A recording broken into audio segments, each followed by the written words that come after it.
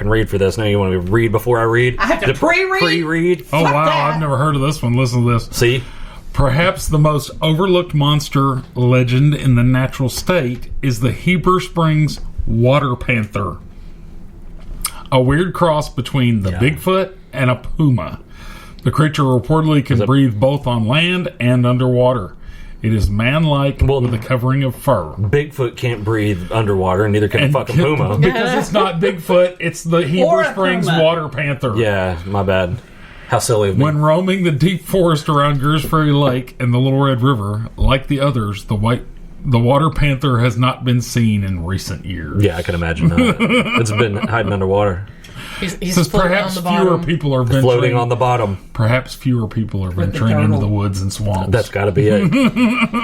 Well, I'm going to talk about the Fouke monster, which is basically just another name for Bigfoot, Sasquatch, whatever. But I mean, it's been a big thing. Like, there's been actual movies made. The Legend of Boggy Creek, which is supposed to be a documentary. Yeah, I mean, they were like D movies, but they were movies. Z movie. What's below Z? It's that. But they're saying, like, the height of the reports were between, like, 1971 and 74. But it says there are published reports going back, you know, as long as people have been in the area, about a what they call like a ape man or a hairy. You know, they're saying that they've seen claw marks. He runs swift, the galloping gait, swings his arms like a monkey, smells really bad, like a kind of. How close are these motherfuckers getting to him? Where they can tell how like he with, smells. Bigfoot and skunk ape and all that, the smell lingers. Like when it rubs up against plants. Oh, that's nasty. Well, and not only that, like, someone need to bathe. how close do you have to be to a skunk to smell it? Because they're saying it's like a combination between a skunk and a wet dog. Ew. Yeah. And, you know, they're saying that they estimate him to be about 7 feet tall, weighing 250 to 300 pounds. So like Shaq. And said that like Shaquille O'Neal. like its chest was 3 feet wide. Jesus. Yeah, so, and then, but some people have said like 10 feet tall and 800 pounds. But they're saying, you know, it's, they've seen tracks and claw marks. One set of footprints was 17 inches in length and 7 inches wide. And some of them show that it looks like it only has 3 toes. The first reporting that before the wave, or the most recent reporting before the wave in 1971 was in 1953 and 1955. A 14-year-old boy saw it and said it had like reddish brown hair. It was sniffing the air, and he fired upon it with birdshot, and it just like really kind of ignored him. And they said, well, they think it's a misidentified black bear. Well, first of all, black bears don't have long hair. Even if you had one that was in the sun and kind of had a reddish tint to it, their hair's not long. They're not shaggy. Or Scooby. Yeah, or even Scrappy. But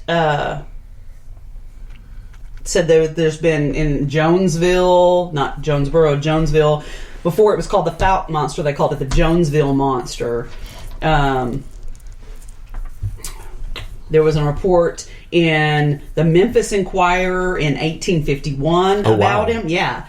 And 1856 in the Caddo Gazette. So, I mean, there's published reports long before, and, you know, hunters for years all over, like, the swamplands of Arkansas have reported hearing them. Ross heard it one time. People have fired at it and said that they thought they hit it, but there was no traces of blood. Let's see. And then after the 71, 73 sightings, that's when it started to become like a thing, like, you know, where they were calling it the Fouke monster, and they were like almost like the Bigfoot tourism started in that area. Like, you can, like, down if you go. One time we were going to Louisiana and we went through Fouke, and they've got like a big Bigfoot that you can stand and put your head in the, you know, so you're the Bigfoot. I mean, so they've kind of made it a thing. There's a Bigfoot cafe and things like that. But I really think, I've always thought there is something to it.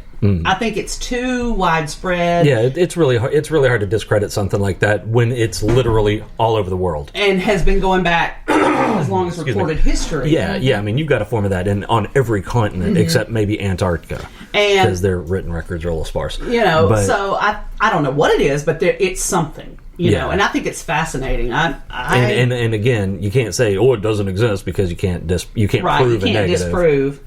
And like so many people that have said they've seen it are not people, or people that know their way around the woods. And so, I mean, I'd like to see in my lifetime them but I don't want them to catch it if that means they're going to kill it. Oh, they will. Yeah. They will. But I don't want to see that. Whoa, Ross, there's a legacy of Boggy Creek. There have been new Boggy Creek movies. There was... What's below Z? The Legend of Boggy Creek came out in 1972, scarred me as a child. Then there was Return to Boggy Creek in 1977. Then there was Boggy Creek 2, and the legend continues in 1985. Shouldn't that have been Boggy Creek 3? Hooked on Counting. Yeah, they're not good, but the There's counting. Arkansas Education. And then Boggy Creek, The Legend is True, came out in 2010, and then the final Boggy Creek movie was in 2011, The Legacy of Boggy Creek. They made 5 of those films. And I thought there was only one. this one's subtitled The Skunk Ape Story, so I'm going to have to go home and watch that motherfucker. This one's titled "We Ran Out of Shit." No one will pay for this anymore. Where the fuck are you going to find that? That can't be on Amazon. Oh, I think it is. Oh, for real? Because Ross and I Googled one night because he's teased me because I've told him stories about how that movie just fucked me up when I was little. Because the little girl, the man was on the toilet. You got to look at Brandy when you put it on. I remember that. And he came through the window or something. And that's the only part I remember. I want you to know, I have thought about that every time I've pooped in a room with a window since then. Okay. No, it fucked me up. That I was not okay. And so there was that, and then what's the last one called? Legacy of Boggy Creek. Okay. We may have to look that up. Oh yeah, Ross and I will definitely be looking that shit up when we lay down tonight and watch TV. So this one is about the Crescent Hotel in Eureka Springs. Arkansas Hotel might have a portal to the other side. That's where people lose me. A hell no. No, for real. And I'm gonna let you finish. But I'm gonna finish. But when paranormal investigators or paranormal peoples of any kind start talking about portals or cloven-hooved fucking demons that chase them out of shit, it's like, you know what? It was a cloven-hooved nurse. Yeah, my bad. Cloven-hooved nurse. Yeah. Yeah, it's like, man, I can't get behind that. I can't. Well, you lost me at portal. Doesn't a ghost from the other side, isn't that cool enough? Why has it got to have cloven feet? Why you got to make it sensational? And even if there was a portal, I bet they don't just leave the fucking door open. Come on in, I mean, shit. It's like, you don't leave the door open to my house. Ain't no telling who's gonna fucking come in. Yeah, I'm sure they have an entry criteria to the other side. It's like, if you ain't a ghost, we don't want just any random fucker coming over. All right, I'm done. Go ahead. It really set you off. Yeah. No, it's just stupid shit like a portal. I believe that's called triggered. I felt a bit triggered and personally attacked. Anyway, according to the Crescent Hotel's website, in the 1930s, the site was to be a cancer hospital, although the man in charge had no medical training. The portal, mediums say, is where the hospital morgue was located. The man was Norman Baker, which I didn't know about him. He was a radio personality. I really thought you were about to say Norman Bates. Well known for his declaration of war against big business, his radio station had the call letters KTNT, or Know the Naked Truth. Oh, Baker nice. purchased the building and housed the Baker Cancer Hospital, where he claimed to have alternative treatments and was said to be an outspoken critic against the American Medical Association. Also, according to the hotel's history, many people died under his care, probably because he didn't have any medical training. Baker hadn't spent a day in any sort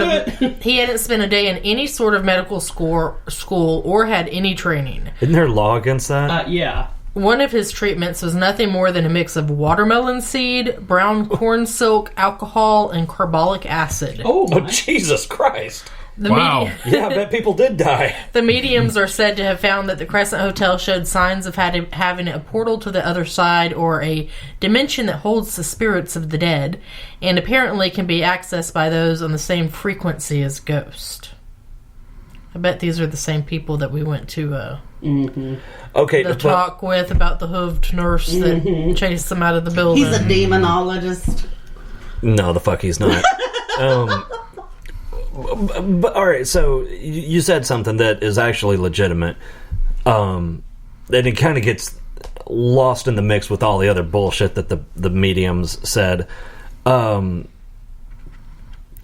frequency part, because the only reason that we can see what we can see is because it vibrates in a frequency that we can detect. Right? Same thing with sound. Yeah, they believe animals can see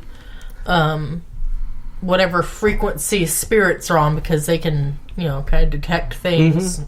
Yeah, and from what That I we can't understand, see. yeah, we can only perceive both visually and auditorily like 2% of the spectrum. So it's like 98% of the electromagnetic spectrum that know we don't what? have any clue what the fuck's Right. going on. You know what I would really love to do? That I don't know what it's called. Y'all probably have seen it before, where the guy like puts the ping pong balls on his eyes, and it's like in a red light room, and they have like the noise canceling. I think they spike the Sensory EMF up.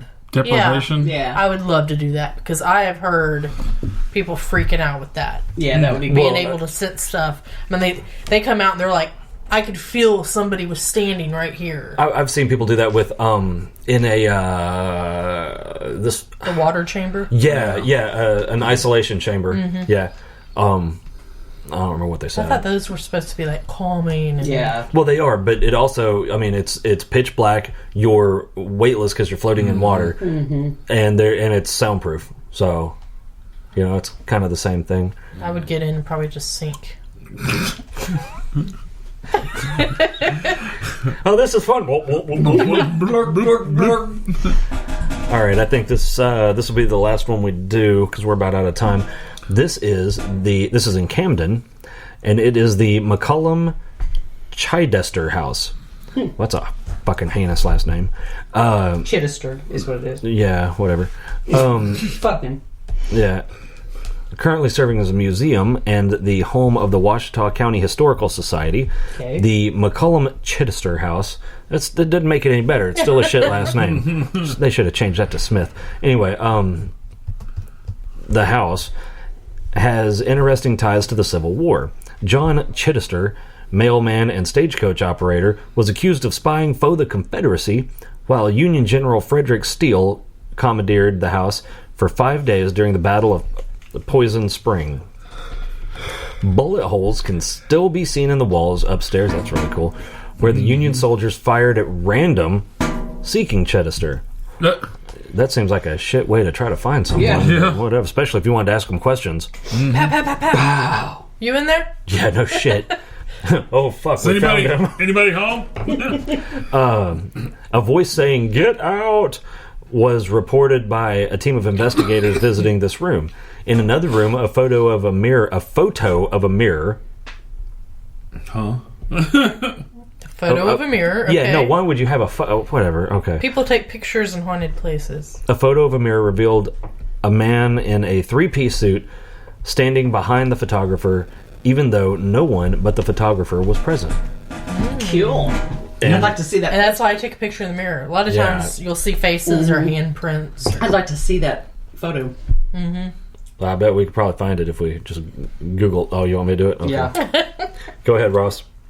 I thought you said that was I the thought you last said one. that was. He started playing his game. Ross is like, I'm off the hook. So, all right. Well, while we're looking for him, I have a question. What? And I know y'all's answers, or at least I know Amber's. What do y'all think about like I'm in this Facebook group, and somebody just posted they don't believe empathy is a thing. Like empathy, you can feel empathy, but you can't be an empath.